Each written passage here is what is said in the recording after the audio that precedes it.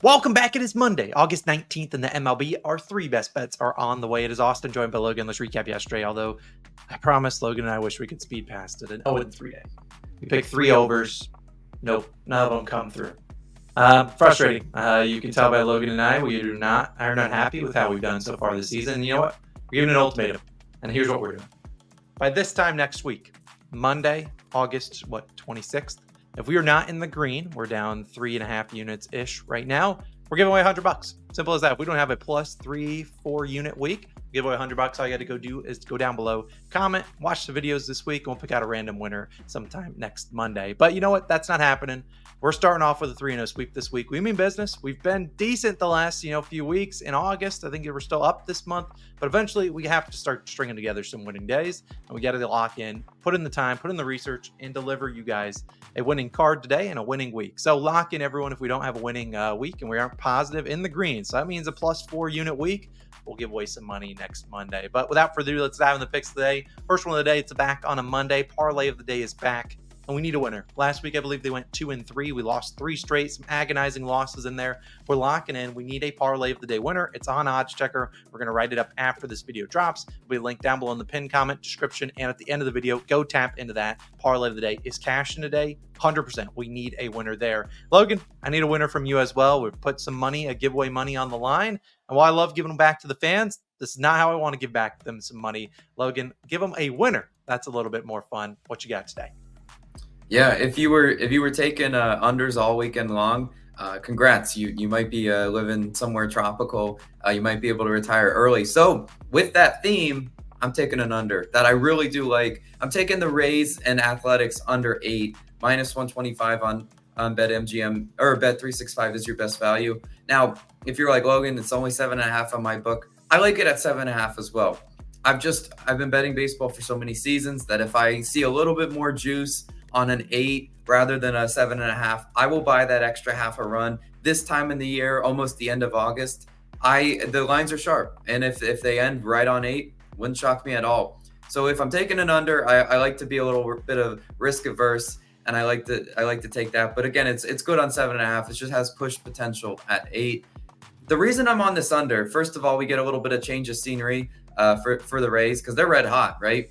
But the props and the lines in this game feel very low scoring. Each team has a 1.5 line for the first 5 team total, which I'd argue the Rays should have at least a 2.5. I mean, look how they were scoring in their last series. Let's talk about who they're facing today, because they're facing Joe Boyle starting for the Athletics. 7.39 ERA and a 1.83 whip. You look at those numbers and you're just like, on paper, they should really touch this guy up.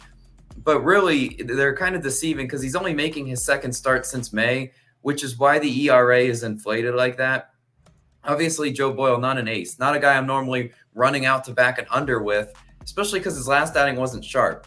His last outing, 4 earned runs on 7 hits and only 4 innings. If you look at his lines today, I mean, he's at a 5.5 K line. Something he actually did in that last start was he did get the strikeouts, which is something the Rays have been known to do all season long, is strike out. So that's we like that. And he also only has a 3.5 hits allowed line today. Obviously juiced on the over, but still, you look at that and you're like, could Joe Boyle actually go out and have a solid starting? I mean, I see potential for that. Mini series over the weekend went under, as I just mentioned. Their total, they actually soared under. It was comically low scoring this week, and it was a terrible, terrible day to pick 3 overs. And of course, that's where we were caught yesterday. You hate to see that. But the Rays were one of the few teams that actually had no trouble scoring against Arizona. Would it surprise me at all seeing them in a very pitcher-friendly ballpark today? If late night West Coast game that they kind of came out flat? It wouldn't surprise me at all. I think this takes them back down to earth, because if you look at over the last 14 games or last 14 days versus righties, the Rays 22nd in batting average, 28th in OPS, 24th in WRC plus. There's still a back of the pack offense against righties. Yes, they absolutely obliterated Zach Allen. But Zach Allen is not Zach Allen this year. He's a shell of himself. He's not an ace anymore.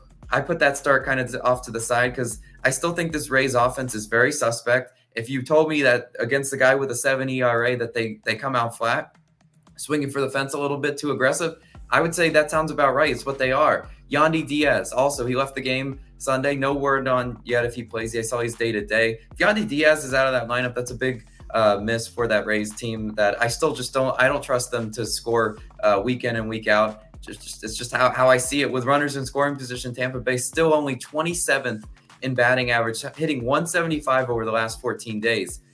My thing is what I look at this matchup, Boyle will put on the runners. He walks people, he allows hits, whatever.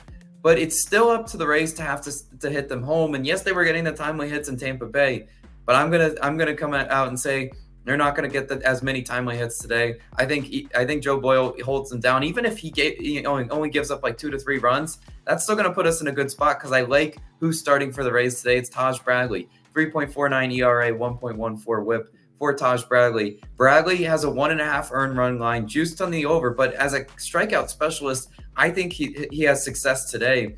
Obviously, they don't give that 1.5 earned run line to many pitchers. Especially pitchers that should go well into this game, because I think Taj Bradley goes 6 innings maybe minimum. If you look at Taj Bradley, I mentioned he gets the strikeouts. He's great at that. 87th percentile in K percentage, 68th percentile in chase percentage. Against the Oakland Athletics, I don't mind a K specialist because we know they've been prone to swing and miss. Last 14 days versus righties, they haven't been all that great either. A's 22nd in batting average, 19th in OPS, 15th in WRC plus. So pretty much back of the pack stats as well for them against righties. Also the A's 21st in batting average with runners in scoring position during that time. Yeah, they pick and choose when they really show up. Some of those games they show up, but Taj Bradley still a guy really tough on righties. I think he holds it down. I think Taj Bradley has a great game in this one. Both starters hold it down. None of them get obliterated, because with a total like this, you can afford 2 or 3 earned runs from the starter, but both starters just can't get hit around. I don't think that's what we see today. And we go to the bullpens, because I don't know how long Boyle goes. Taj Bradley could go deep, but we'll see about that. Over the last 14 days, Tampa Bay 2nd in bullpen ERA, Oakland 11th in bullpen ERA. So near top 10 bullpens, actually.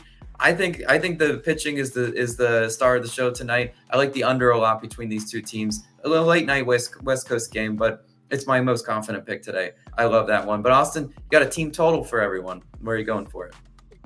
Yes, I'm heading out to Toronto for my team total, and it is a team that is in desperate need of a get back, and I really like them today. Reds team total over 3.5 plus 100 on ESPN Bet. Now, currently you don't have a starter listed for the Reds. I actually kind of like the over in this game, but I don't know who's starting for the Reds, so I can't really say, hey, they should hit him around, because I have no idea who it will be, and the Blue Jays bats haven't been too hot.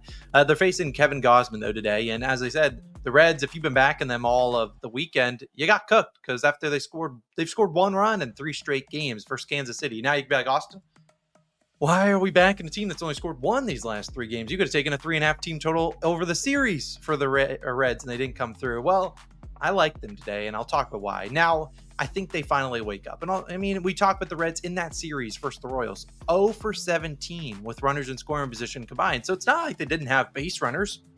They just could not get the timely hit to save their lives. Now, maybe you could say, hey, that's going to continue, but look, I'm willing to bet on some regression there. They're not an 0 for 17 with runners in scoring position team. They have the bats in there to do something. I think they do it today against Kevin Gausman. Now, Kevin Gausman on the year, it's been bad at home, 5.91 ERA and a 2.69 or 0.269 batting average allowed. Not great numbers. His expected ERA on the season is about 4.87, whereas his regular ERA at home and on the road is around 4.2. He also hasn't been getting the Ks this year, 21% K rate. If there's anything about this Reds team that they've struggled with, it's striking out, and he has not been having those swing and misses. He's also only had last 3 games 2, and 5 Ks. So you're getting 2 Ks against the Reds. Good luck, man, but I'm sure he gets a few more than that. And my main reason I like this against Kevin Gausman is he's a guy that throws 54% four-seam fastball. His other main pitch is a split finger. While the Reds, if they're going to hit anything, it's going to be a four-seam fastball. This season, if you're looking at Baseball Savant, it's of expected numbers. Guys that have a 4+ positive run value, so they're pretty good against the four-seamer. Here's a list of Reds that have that such category.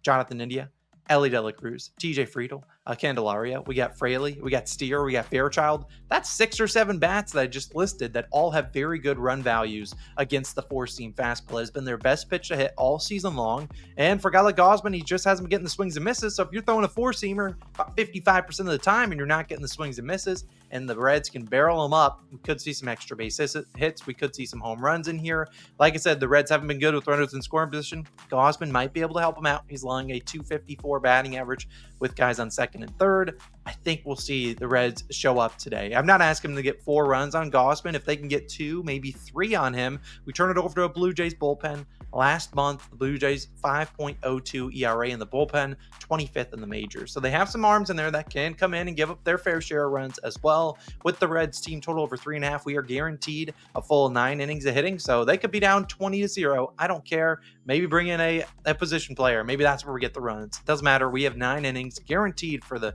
Reds to come through. I think today's the day that they get it done against the 4-seam fastball. 4-seam, 4 runs. Sounds great. I really like the Reds today to score some runs. So those are our favorite picks of the day. A reminder, we are doing our giveaway. If we do not have a great week this week and we aren't in the green by next Monday, we'll give away some money. So all you got to do is go down below, comment, subscribe, do all those things, and we'll pick out some winner next week. But hopefully we can turn in a winning day today, a 3-0 day. We got the Reds team total over. We have the A's and Rays under, and then we have the parlay of the day, which once it is live, I will link it on the screen. We need to bounce back there, get a winner, and then, of course, we'll have some more NFL futures as the season approaches, 15 or 16 days away. So you guys have a wonderful Monday. Let's have a 3-0 sweep bounce back, and we'll see you guys back again tomorrow with some more picks. Peace.